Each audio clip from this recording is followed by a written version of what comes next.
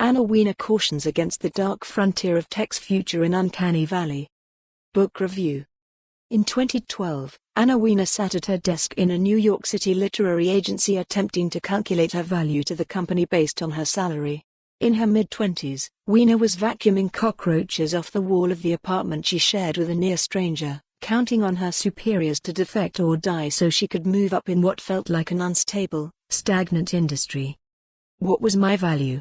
Wiener writes in Uncanny Valley, her compelling memoir-ethnography of Silicon Valley that begins with these calculations on the East Coast.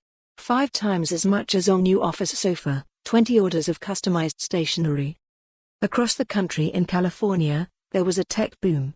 Young people, nearly all men, were leading companies backed by millions of dollars in venture capital. They were filling their offices with chocolate milk, craft beer, energy bars and razor rip sticks. They were giving employees gym memberships and taking them on ski retreats, and they even offered nearly 6-figure salaries to non-technical employees.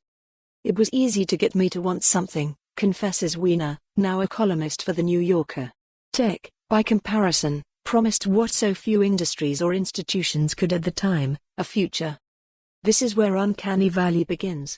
After a short stint at an e-book startup, which would have been a useful transition to tech if the startup executives had any interest in literature, Wiener moved to San Francisco to start a customer support position at an unspecified, but easily specifiable, data analytics startup.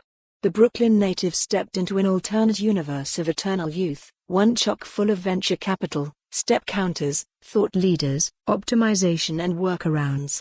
Dubbed the ecosystem by those who inhabit it, Wiener explains that Silicon Valley startups were in the business of disruption. The profound implications of this would become clear later. But in the beginning, she was captivated. In the first half of the book, Wiener's enthusiasm for the analytics startup and her optimism for Silicon Valley as a whole were palpable, but increasingly tempered by a spate of worrying observations that she couldn't fashion into a full-fledged critique at the time. Not everyone knew what we needed from big data, but everyone knew they needed it, she writes. As a business-facing customer support agent, Wiener and her colleagues often needed to access the consumer data they harvested, best done by enabling God mode to peer into consumer info. It becomes clear that the thin boundary protecting consumers' data was the presumed good faith of young tech workers. It was assumed we would only look at customers' data sets out of necessity, and only when requested by customers themselves, that we would not, under any circumstances, loaf. For more on this story, visit the news article link.